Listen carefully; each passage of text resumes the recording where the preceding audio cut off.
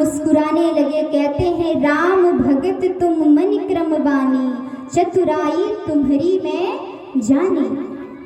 मैं तुम्हारी इस चतुराई को समझ गया हूं। आप राम को जानते हो, लेकिन मेरे सामने आप अज्ञानी बनकर बैठे हो, जैसे आपको कुछ नहीं पता है। आप चाहते हो कि मैं अपने मुख से राम जी की कथा को सुनाऊं और ये पूरा संसार सुने, इसीलिए आप ऐसी बात कर रहे हो। लेकिन कथा भी आप श्रवण करिए, देखिए जो रसिक होता है, जो भगवान को प्राप्त करना चाहता है, वो कभी तर्क नहीं करता। राम की कथा सुनाओ, कृष्ण की कथा सुनाओ, लेकिन जो रसिक होता है वो बस सुनना चाहता है। वो ये नहीं चाहता कि हम राम की कथा सुनना चाहते हैं कि शिव की कथा सुनना चाहते हैं। यहाँ देखिए याज्ञवल्क्य मुनि जी ने शिव कथा सुनाई है, लेकिन भरद्वाज जी ने किसके विषय में पूछा? राम जी के विषय में। आप और हम होते तो क्या करते? आप हमको कहिए कि राम की कथा सुनाइए, और हम देवी भागवत की कथा सुनाने लगे तो इतने लोग तो नहीं बोलेंगे, लेकिन एक आध दो लोग बोलेंगे कि हमने आपको बुलाया था राम की कथा सुनाने के लिए और आप क्या सुनाने लगी। अर्थात एक आध दो ऐसे मिल जाते हैं जो तर्क कर देते हैं, लेकिन भरद्वाज जी ने तर्क नहीं किया। इसी को कहते हैं ज्ञानी, इसी को कहते हैं सच्चा भक्त। और जिसकी कथा भी सुना रहे हैं तो देखिए, कहते हैं कि कथा सबको सुनना चाहिए। भगवान शंकर ने कथा को सुना है।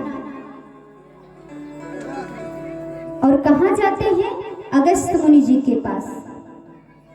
तो भगवान शंकर जो देवादेव है, महादेव हैं, जगत के पिता हैं, वो तो एक ही स्थान पर बैठ के पूरे संसार को देखते हैं, त्रिनेत्री हैं, तीन आंखें हैं उनकी। तो फिर महादेव अगस्त मुनि के पास क्यों जाते हैं? इसका एक कारण है। हम कथा को सुनते हैं, लेकिन हम ये सोचते हैं कि भगवान शंकर अगस्त मुनि के पास स्वयं जाकर कथा को क्यों सुने। एक बार जब विंध्याचल पर्वत अपनी विस्तार को बढ़ाने लगा, तब देवताओं ने देखा और कहा कि अगर इसे समय पर रोका नहीं गया तो ये सूर्य के प्रकाश को अविष्ट कर डालेंगे। भगवान शंकर ने तब वंदना किया, प्रार्थना किया, ये जो अगस्त मुनि हैं ये पर्वतों के गुरु हैं। भगवान शंकर ने कहा कि तुम्हें काशी को छोड़कर जाना है जग कल्याण के लिए। अगस्त मुनि जी ने कहा, हे प्रभु, ये आप कैसी बातें कर रहे हो?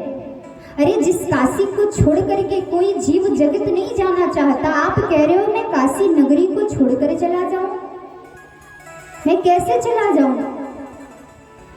भगवान शंकर ने उसी दिन कहा कि आप इस काशी नगरी को छोड़कर जाओगे, एक दिन मैं आपके पास आपकी नगरी में आऊंगा सह परिवार। तो देखिए, भक्तों के बुलाने पर भगवान चले आते हैं। और जिस कथा को भी भगवान शंकर ने सुना,